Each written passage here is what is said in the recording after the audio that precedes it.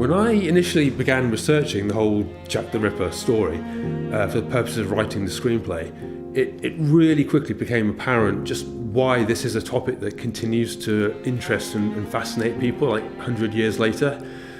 Those crimes were so horrific. I knew that they demanded a serious treatment and a treatment that doesn't hold back. And I think with Ripper Untold, we've made a movie that really doesn't hold back on the accurate medical information and, not to put too fine a point on it, the blood and guts.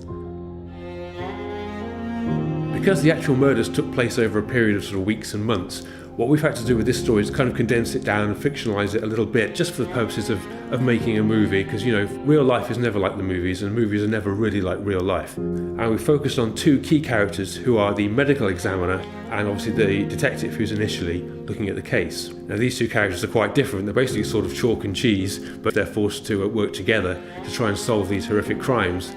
And what's particularly interesting about the true story of the Jack the Ripper case is that it was the first time that attempts were made to psychologically profile what the murderer might be like based on the things he did to the bodies and the small amounts of evidence that were left behind. So we've kind of taken that idea and made this whole thing about where the detective and the medical examiner are kind of working together to try and essentially psychoanalyse the killer, and it essentially becomes kind of a whodunit in the traditional sense. There's quite a few potential murderers in the movie, and obviously we leave it right up to the last minute to kind of find out who it is. Of course, the thing about the real Jack the Ripper murders is that nobody knows who did it. The case was never solved. But that's rather unfortunate for the purposes of making a movie, because it doesn't really make for a very satisfying ending.